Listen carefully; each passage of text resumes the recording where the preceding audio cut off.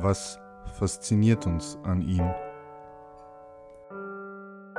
Was hat ihn zu der Person gemacht, die er heute ist? Was bewegt Menschen dazu, ihn zu hassen, ihn zu besuchen? Metal-Leute und willkommen. Dies ist die Geschichte des Drachenlord.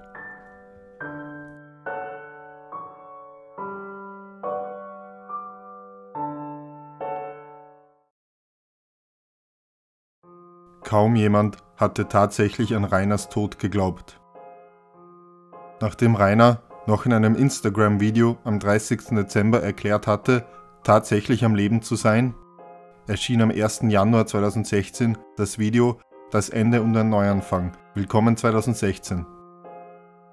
Darin erklärt er, die Idee, seinen Tod vorzutäuschen, stamme nicht von ihm.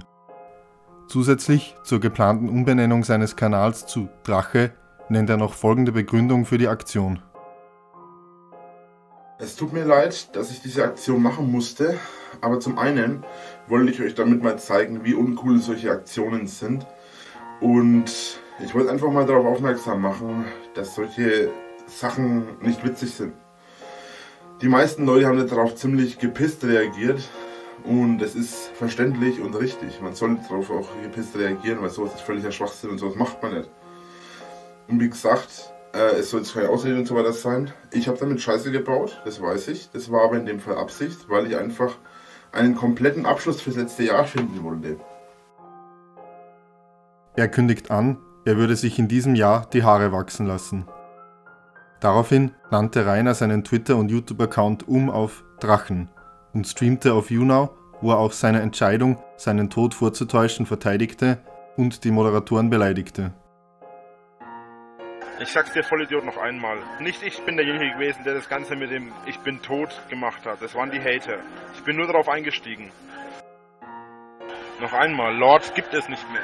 Mein Kanal heißt jetzt Drache und nicht mehr Drachenlord. Die Moderatoren sind faul, dumm und machen nichts mit diesem Scheißdreck. Und ich habe echt keinen Bock, mich auf einer Seite rumzudrücken, wo nur Scheiße passiert und die Moderatoren zu faul sind, was zu machen. An diesem Tag startete auch der ASB-Express. Dabei handelte es sich um einen weiteren Blog, der, ähnlich dem Altschauerberg Anzeiger, von nun an über Neuigkeiten aus Rainers Leben und Online-Präsenz berichten würde.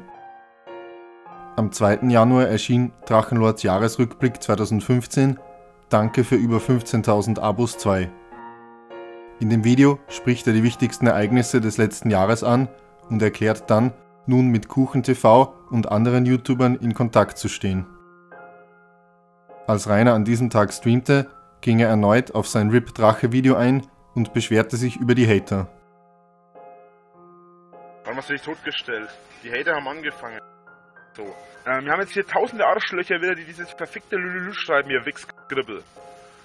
Ja, und ich beleidige jetzt hier so lange rum, wie es mir passt. Wenn es dir nicht passt, verfick dich aus meinem Stream, Alter. Die Namen mancher User, das ist der nächste Punkt. Die Namen mancher User sind sowas von abscheulich und idiotisch. Wenn man jetzt zum Beispiel irgendeinen Namen hat wie Rainer fickt, was weiß ich, oder Rainer lutscht Schwänze oder sowas, dann frage ich mich im Nachhinein immer, warum kriegen diese Menschen, diese Hurensöhne, wie einer hier gerade heißt zum Beispiel, Rudi Toder Hurensohn, warum kriegen diese Menschen nicht einen kompletten IP-Bann und einen kompletten Bann, dass die auf diese Seite nie wieder zugreifen können? Oder, dass die einfach komplett rausfliegen, ihr Account gelöscht wird und alles, was sie machen, geflogen ist, ja? Ich muss, bei mir ist das Problem, weil ich so groß schon bin und weil ich so bekannt bin, vor allem auch in der Metal-Szene, muss ich da mit Wacken reden, ob ich da die Möglichkeit bekomme, VIP und so weiter zu machen. Weil sonst habe ich ja ein Riesenproblem. Am 3. Januar schnitt sich Rainer in einem Video die Haare. Auch lud das Regenbogenschaf ein Video hoch, in dem die Einträge im Logbuch des Lügenschatzes gezeigt werden. Anscheinend war es Hatern 2015 gelungen, den Lügenschatz noch auf Video zu bannen, kurz bevor er entwendet wurde. Am 4. Januar veranstaltete Rainer mitten in der Nacht einen spontanen Kochstream. Später erschien Dragon Monday Folge 11 ein neues Jahr. Darin kündigt Rainer an, in diesem Jahr 2 Bücher veröffentlichen zu wollen. Eines der beiden Bücher, behauptet er schon 2014, in der Zeit, als er kein Internet hatte, geschrieben zu haben. Am 5. Januar eröffnete Rainer seinen zweiten Teamspeak-Server. Dieser war ihm von dem YouTuber Takaishi zur Verfügung gestellt worden. Die Stimmung war ähnlich der von Rainers erstem Teamspeak-Server. Die Teilnehmer auf dem Server waren hauptsächlich Hater, die versuchten, sich bei Rainer einzuschleimen. Sobald Rainer jedoch einen Raum verließ, begannen sie sich hinter seinem Rücken über ihn lustig zu machen. Jemand, der sich als die Drachenwehr ausgab, warnte Rainer, dass der Teamspeak voller Hater war. Daraufhin wurde er gebannt. Ach, hier ist die Drachenwehr. Ja, bitte lösche den TS, hier sind nur Hater unterwegs. Ach so, okay, direkt. Weißt du was? Stopp. Warte mal. Wie geht's Ruhig, sowas? ruhig. Das stimmt. Hallo. Folgendes. Es sind nur Hater unterwegs. Okay, tschüss. User in your channel was banned. Im Teamspeak erwähnte Rainer auch, dass mittlerweile sein zweiter Hamster gestorben war. Am 6. Januar veröffentlichte der YouTuber Tanzverbot eine Kampfansage an den Drachenlord. Auch der YouTuber KuchenTV, der sich ursprünglich gegen die Hater positioniert hatte, war nun auf dem Server, um Rainer zu trollen. Am 7. Januar schloss Rainer seinen Teamspeak-Server bereits wieder. Das Regenbogenschaf sollte ein paar Tage später in einem Video berichten, was genau vorgefallen war. Rainer hatte den Server vermutlich aus Misstrauen zu den Admins geschlossen, und als Rainer am nächsten Tag auf einem Server mit anderen YouTubern war, stellte er schließlich fest, dass diese ihn in Wahrheit auch nicht leiden konnten. Daraufhin reagierte er wütend und beleidigt. Servus Drache, kannst du noch mal kurz rausgehen bitte, wir reden hier gerade ein bisschen ernstes Thema. Werde ich ja wohl noch zuhören dürfen. Ja nee, wir haben ein kleines Privatgespräch, ist wirklich nichts für dich Drache. Ja, private Probleme mit Michael. Könntest du bitte rausgehen, unter Erwachsenen macht man das so. Erwachsene, wenn du dich vor Erwachsenen verhältst, dann reden wir nochmal. Ja gut, also lieber Drache, würdest du bitte rausgehen, ich habe hier ein wichtiges Gespräch kurz zu führen. Unter 6 Augen. Drache, ich glaube, der redet nicht, wenn du drin bist, deswegen, das wäre echt besser, wenn du kurz rausgehst. Ich denke, er wird schon in diesen 5 Minuten nicht viel ausrichten können gegen deine Präsenz hier auf dem Teamspeak, deswegen. So siehst du raus. Hab ich auch nicht gedacht. Ja. Hast du nicht gedacht. Ja, aber er will ja sonst nicht reden, ich will jetzt wissen, was er will, genau. Verfolg mich doch nicht immer, ich bin doch jetzt extra aus dem Channel gegangen, um dir die Ruhe zu lassen. Wenn ich meine Ruhe gewollt hätte, wäre ich rausgegangen. Ja, dann geh doch bitte raus. Ja, Drache, ich move dich gleich wieder rein sofort, okay? Danke. Schnell. Bis gleich, Drache. Buddy was moved out of your channel.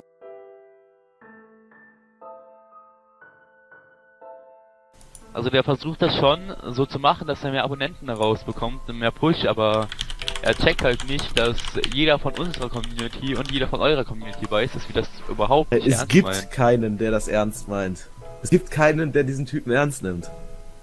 Aber der ging uns nach 2-3 Tagen schon richtig derbe auf den Sack. Das sind jetzt erst 2 Tage, der ging mir schon nach 2 Stunden derbe auf den Sack. Zunächst mal, was hast du mir bitte zu erlauben? Außerdem, wenn ich hochkommen wollen würde, dann würde ich hochkommen. Ich habe gerade... ja, wir hatten gerade ein Gespräch unter...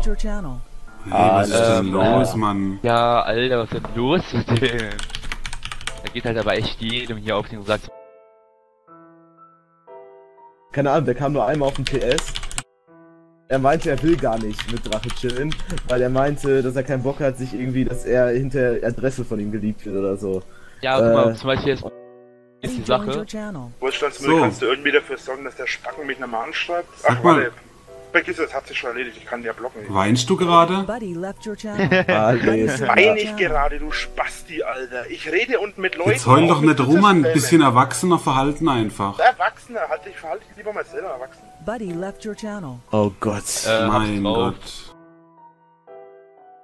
Später streamte Rainer auf YouNow und beschwerte sich darüber, dass andere YouTuber ihn nicht in seinem Kampf gegen die Hater unterstützten. Danach artete der Stream in eine Aneinanderreihung von Beleidigungen und Drohungen aus. Ich weiß genau, dass Kuchen und all die anderen Kasper hier gerade zuschauen. Wisst ihr, dass ich mit dem Scheiß seit 2 Jahren zurechtkommen muss? Und ich eigentlich versucht habe, mit eurer Hilfe aus diesem Scheiß rauszukommen. Und ihr kommt her. Nö, ist mir gerade zu heikel. Ich komme mit dem Scheiß seit 2 Jahren oder seit 3 Jahren. Knapp 3 Jahre sind jetzt schon bald schon. Ey. Gut, wenn euch dieser Hate zu krass ist, dann bitteschön, leckt mich am Arsch. Und wenn ich alleine mit dem Rücken zur Wand gegen tausende Leute stehe, dann stehe ich alleine gegen tausende Leute mit dem Rücken zur Wand. Das ist mir egal. Ich habe mal gesagt, dass ich glaube, dass ich zur Legende werde. Und ich glaube das auch wirklich. Nicht irgendwie, weil ich denke, dass ich anders bin oder krass bin oder sonst was. Sondern ich denke das deswegen, weil einfach ich gegen diesen ganzen Hate, gegen diesen ganzen Hass alleine stehe. Mir ist es egal, wie viele Menschen hier mich lieben oder mich hassen. Ich bin derjenige, der alleine gegen alle steht. Und wenn das nicht ausreicht, tja, dann tut's mir leid. Habt ihr hier eben nichts verloren. Ich habe keinen Heuschnupfen, ich heule. Ich bin ein echter Mann, ich stehe zu dem, was ich sage und was ich mache. Wenn es bloß heulen ist, Alter. Lösch dich, fick dich, Alter, und lösch dich selber, du Gesichtskrapfen, Alter. Du hast keine Ahnung vom Leben. Um ehrlich zu sein, wenn ich wirklich Fans habe, wo sind sie immer? Hä? Meine Kommentare sind immer für den Arsch, ich habe ständig Assi-Kommentare.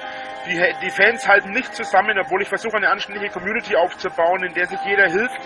Und worum es eigentlich immer gegangen ist, ich wollte immer, dass ihr euch einander helft. Ich wollte, dass die Menschen endlich begreifen, wie scheiße Assi alle Menschen sind, die nur auf ihr eigenes Wohl bedacht sind. Nächster Selbstmordversuch. Was ihr nie verstanden habt, ist, dass ich keinen Selbstmord mache, weil das ist feige. Ich komme mit dem ganzen Hass klar. Ich stehe gegen den ganzen Hass. Ich werde nie Selbstmord begehen, weil ich niemals aufgeben werde. Und für RBS würde ich im Leben keine Träne vergießen, Alter. Wenn der irgendwann mal an seiner eigenen Dummheit verreckt, Alter, weil seine Kuh zu dumm ist, dass er zum Schnaufen kommt, dann werde ich feiern, Alter. Werde ich eine Party aus seinem Tod machen, Alter. Oh Mann, Selbstmitleid. Geh doch einen Klinik und helf dir, Alter. Was heißt dir Selbstmitleid? Piss dich aus meinem Stream und hau ab und komm nie wieder, Alter. Keine Ahnung, von wegen Selbstmitleid, Alter. Solchen Typen wie dir hau ich gerne mal aufs Maul. Du hast nichts verstanden, bitte verlass uns. Was hast du schon jetzt vor? Keine Ahnung. Die Hater umbringen? Macht gelegentlich mal Laune. Am 8. Januar veröffentlichte der YouTuber Takaishi, der auch Rainer den Teamspeak-Server eingeredet hatte, ein Video über einen an Leukämie erkrankten Jungen. Daraufhin lud Rainer das Video Leukämie Blutkrebs bitte helft hoch und machte damit seine hauptsächlich aus Hatern bestehende Community auf Takaishis Video aufmerksam. Dies führte dazu, dass Takaishi das Video löschen musste. Nach einem Meltdown auf Twitter begann Rainer, alle seine Tweets einzeln zu löschen und stellte seine YouTube-Videos vorübergehend auf privat. Anschließend folgte ein Stream auf YouNow, der hauptsächlich aus Beleidigungen bestand. Fick dich und lösch dich selber, du Spasti, Alter. Alter, ich bin ein Drache, du Wichsgesicht, Alter. Mach mir die Augen auf. Hast du das Sperma in den Augen, oder? Was das Hackfressen Arschloch von Takaishi macht, interessiert einen Scheißdreck, Alter. Ich wollte helfen und dann kommt so eine Scheiße raus, Alter. Ihr seid Arschlöcher, Alter, ohne Ich hoffe, alle, die da irgendeine Scheiße abgezogen haben bei dem Armen, Alter. Ey, ich hoffe, alle, ihr verreckt alle eines grausamen, schmerzhaften Todes, Alter. Ich hab noch nie Menschen so gehasst, oder generell noch nie gehasst. Im Gegensatz zu dem Zeug, Alter. Man prügelt zu die Hater, ich prügel gleich dich, Alter. Meine Meinung hat mehr Gewicht als du, weil ich habe über 6.000, 7.000, 8.000, 15.000 Zuschauer. Schau ich besiegt aus. Ich bin stärker als je zuvor, ihr Affen, Alter. Ich stehe allein gegen Tausende, das ist Metal, Alter. Ich stehe alleine im Krieg, Alter, das ist Metal, ihr Wichser, Alter. Ihr habt keine Ahnung, was echter Metal ist, Alter. Ihr behauptet, Regenbogenschaf ist ein echter Mettler. Ihr sagt doch immer, dass der nicht beleidigt, ey. Beleidiger, wenn man beleidigt, Alter, es ist Metal, weil es aggressiv ist, krass ist, extrem ist. Das ist Metal, Alter. Leben und Tod ist reiner Winkler. Ich schieb dir das Ding in den Arsch, Alter. Dann schauen wir mal, wer lebt und wer tot ist, Alter. Ich kann dir mal mit meinen Metal-Stiefeln in den Arsch treten bis zum Anschlag, Alter. Hast meine Schuhe, hast mein Bein aber bis zum Knie im Arsch, Alter. Wobei, lieber nicht, hinterher stehst du noch drauf. Und bevor ich einen Hater heirate, Svensson, fick ich lieber meine Schwester, Alter. Ich hab 130 Kilo, du Wichser, Alter, halt die Schnauze. Nur weil du 190 Kilo hast, musst du nicht immer von dir auf andere schließen. Wenn ihr mich hassen wollt, dann hasst mich eben, aber dann tut's bitte richtig. Und zwar in großer Masse. Am 9. Januar erschien das Video Drachenlord braucht Kaffee und frisst die Cam. Darin kündigt Rainer an, mehr Vlogs zu bringen und bis zu seinem Geburtstag im August auf YouNow zu streamen. Er behauptet, die Betreiber der Seite hätten mit ihm Kontakt aufgenommen und ihm versichert, seine Verbesserungsvorschläge zu berücksichtigen. Am 11. Januar lud das Regenbogenschaf das Video Teil 4 Götterdämmerung Entartung hoch. Darin präsentiert er das Besuchsvideo von 27. Dezember letzten Jahres und rät Rainer, seine Tätigkeiten im Internet zu beenden. Am 12. Januar erschien das Video Kuchenvernichter Danke für alles Leute 3. Darin zeigt sich Rainer erstaunt über die Aufrufzahlen seiner Videos und bezeichnet sich selbst in Reaktion auf KuchenTV als Kuchenvernichter. Dann gibt er preis, dass sein Internet momentan gedrosselt ist. An diesem Tag lud Rainer auch das Video Dragon Monday kommt nicht, fuck ey hoch, in dem er erklärt, dass er den Dragon Monday nicht hochladen könne, da sein Internetanbieter seine Uploadrate drosselt. Er behauptet aber, seine Rechnungen bezahlt zu haben. Am 14. Januar streamte Rainer wieder auf YouNow. Wie viel verdienst du mit YouTube? Leck mich am Arsch, als ob ich über mein Geld spreche. Das geht dich an den Scheißdreck an. Du hast keine Fans. Warum glaubt ihr immer, dass es mich interessiert, ob ich Fans habe? Ohne Scheiß. Das ist doch ein Fehler in eurem kranken Verstand, dass es mich interessiert, ob ich Fans oder Hater habe. Leute, ihr schaut mir zu. Warum interessiert es mich, ob ihr Hater oder Fans seid? Begreift ihr nicht? Ich krieg Kohle dadurch, dass ihr hier zuschaut. Auch behauptete er, sein Hamster halte Winterschlaf, obwohl er auf dem Teamspeak erzählt hatte, beide seine Hamster seien bereits verstorben. Wie geht's deinem Hamster? Die hält Winterschlaf. Hamster, halte was? Eigentlich keinen Winterschlaf, wenn's warm in der Wohnung ist. Ja, Winterschlaf, der Hamster im Winterschlaf halten. Ja, natürlich für ihn. Und deswegen hat er die Temperatur im Zimmer, die er braucht, und da hält der Winterschlaf. Dann nahm Rainer den Anruf eines Haters entgegen und zeigte seinen Zuschauern die Telefonnummer.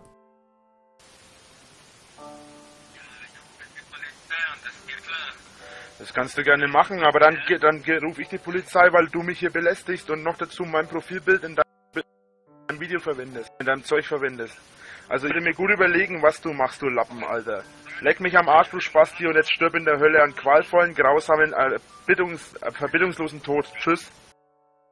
Am 15. Januar gab es einen morgendlichen Stream auf YouNow. Dort forderte Rainer die Zuseher auf, anstatt ihm KuchenTV zu haten. Dann äußerte er sich darüber, was seine Familie und Freunde von seiner Online-Präsenz hielten. Sondern denkt lieber drüber nach, was eure Familie und eure Freunde von euch halten. Das ist das Wichtige. Mir persönlich ist sogar mittlerweile das scheißegal, weil ich meinen Weg dahin gehen werde, wo ich hin will. Ich habe einen Traum, ich habe ein Ziel, und diesen Weg werde ich so lange gehen, bis ich diesen Traum und dieses Ziel erreicht habe. Oder bis ich sterbe. Vielleicht mag das an diesen ganzen Animes liegen, die ich immer schaue oder immer geschaut habe, früher schon. Ich glaube, ich habe abgenommen, so wie meine Hand gerade aussieht, Alter. Das ist voll muskulös irgendwie, ich weiß auch nicht. Hier sieht man voll die Adern und die Knochen. Arschlöcher wie die Hater sollten nicht studieren. Die sollten irgendwo auf dem Bau arbeiten und den ganzen Tag Steine klopfen. Denn das würde ihrem IQ entsprechen. Dass Menschen, die studieren, Hater sind, halte ich für sowas von asoziale Arschgesicht. Das ist... Boah, Alter. Später erschien das Video Mehr Infos als erwartet. Darin erklärt Rainer, wieder einmal krank zu sein. Rainer hatte es geschafft, selbst die YouTuber, die den Kontakt mit ihm noch nicht scheuten, gegen sich aufzubringen. Rainer interpretierte dies als Verrat und flüchtete sich in Fantasien, in denen er, unbesiegt, als einsamer Krieger gegen den Rest der Welt kämpfte.